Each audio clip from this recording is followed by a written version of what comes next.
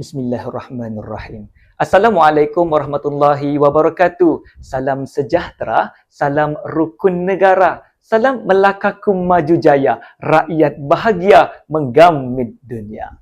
Sekalian apresiasi buat Tuan Pengerusi yang berusaha, barisan hakim yang arif lagi bijaksana, penjaga masa yang setia, serta sidang pendengar yang mulia. Pernah Tun Abdul Razak Husin berpesan, rukun negara bukan sekadar ikrar, tetapi pedoman untuk membina sebuah negara yang bersatu, adil dan makmur. Demikianlah hasrat mantan Perdana Menteri Malaysia yang kedua. Lahirnya rukun negara pada tahun 1970 menjadi janji setiap warga untuk menyatukan rakyat Malaysia.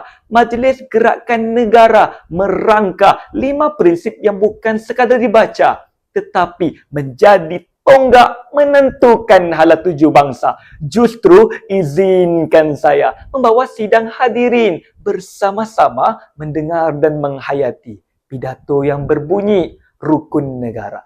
Manifestasi janji atau teori fantasi? Ayuh sama-sama kita lihat 3 hakikat realiti.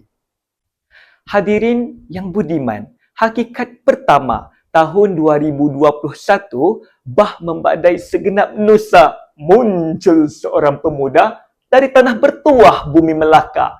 Namanya Azwan Omar atau lebih mesra disapa Abang Viva. Hanya berbekalkan sebuah Pro 2, beliau meredah banjir demi menyelamatkan mangsa. Tanpa mengira sebarang upah, mahupun secebis pujian manusia. Inilah bukti pertama rukun negara, kepercayaan kepada Tuhan. Bukan sekadar memanjatkan doa kepada Yang Esa, tetapi diterjemahkan melalui rasa kasih sesama manusia. Namun, realiti segelintir warga seperti ada sampan mahu berenang, memilih pendekatan yang tidak siuman, gempar di Petaling Jaya. Pelajar sekolah menengah baru setahun jagung usia. Akibat hilang kewarasan, menikam rakan sebaya. Sadisnya bukan 1 kali, tetapi 200 tikaman di badan gadis sunti. Justru, salahkah saya berasumsi jika generasi ini semakin hilang siuman? Benarkah kita wariskan prinsip ketuhanan? Tuan-tuan dan puan-puan, hakikat kedua.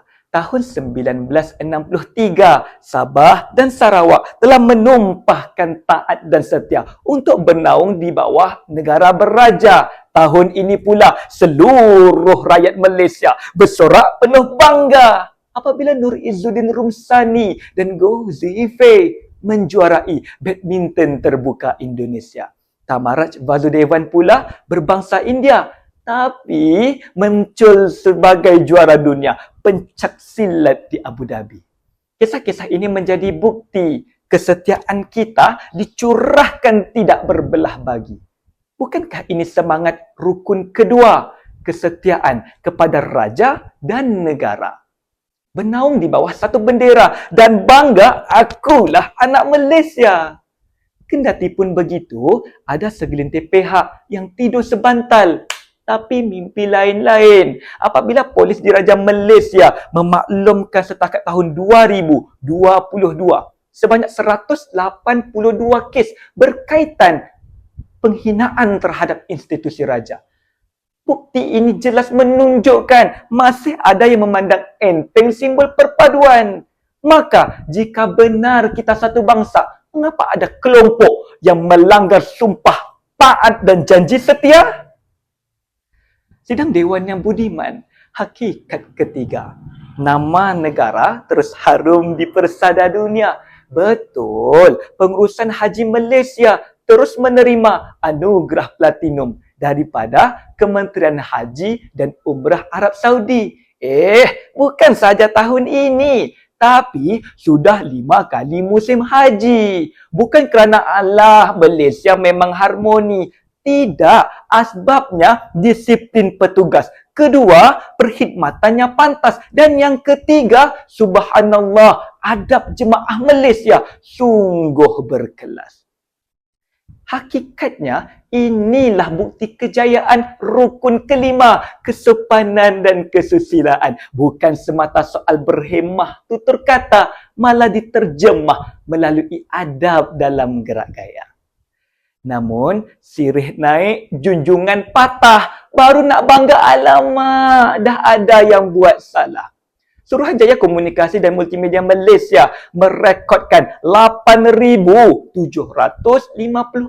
kandungan buli cyber dan setakat tahun 2024.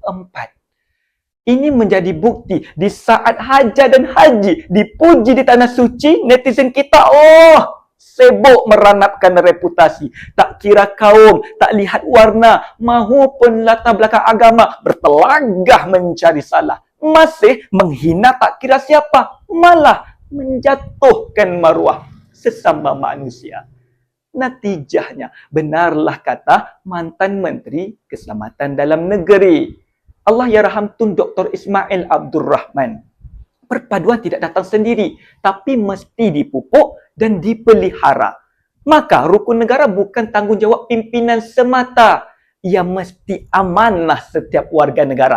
Pada awal bicara saya bertanya, benarkah rukun negara menjadi manifestasi janji atau sekadar teori fantasi? Jawabnya sudah ada pada diri kita. Bagaimana 5 rukun negara menjadi asas jati diri watan memimpin negara ke arah kemakmuran dalam kepelbagaian. Walau berbilang bangsa, tapi hanya satu cita, iaitu berjaya sebagai bangsa Malaysia. Sekian, terima kasih.